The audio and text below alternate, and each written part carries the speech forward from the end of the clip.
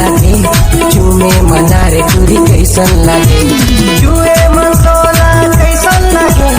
चूमे मन तोला कैसन लागे बेबी कैसन लागे मोला ऐसन लगे छुए मधुरा गुद गुदी लगे मोला ऐसन लगे चूमे दिल धुक धुकी लगे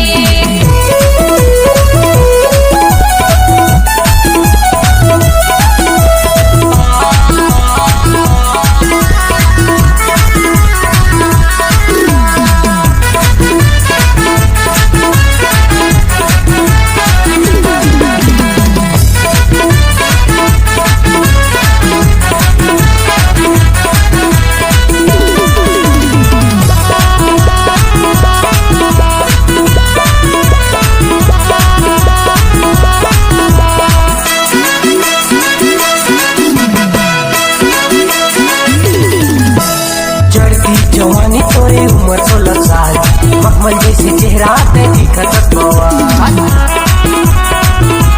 अरे जान ऐसे करके मोला पता कस्तूरा घरी घरी चूमे बरमान कस्तूरा चूमे बने जैसे ते मोला तड़पात ते कैसन लागे चोरी नहीं बतात मोला अरे कैसन लागल बताबे एकदम हल्का लागल जी ए ठेंगा ठकत तो नहीं हंस ना ए तोला कैसन लागे चूमे मना रे चूरी कैसन लागे तोला कैसन लागे चूमे मना रे चूरी कैसन लागे चूमे मन तोला कैसन लागे चूमे मन तोला कैसन लागे जानो कैसन लागे मोला ऐसन लगे छुए मधुरा गुद गुदी लगे मोला ऐसन लगे चूमे दिल धुक धुकी लगे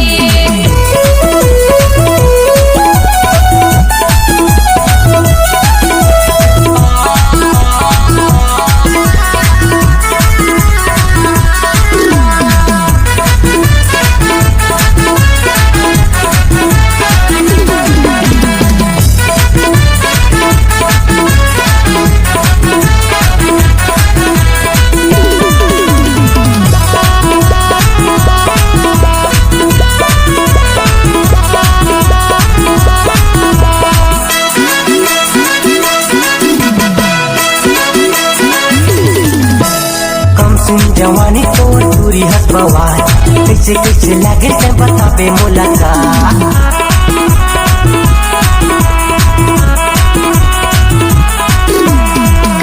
बनाओ तोरा मोर दिल के हाल कैसे मोला लागे ते कबर उठ प्यार कैसे तोला लागे तोरी मोला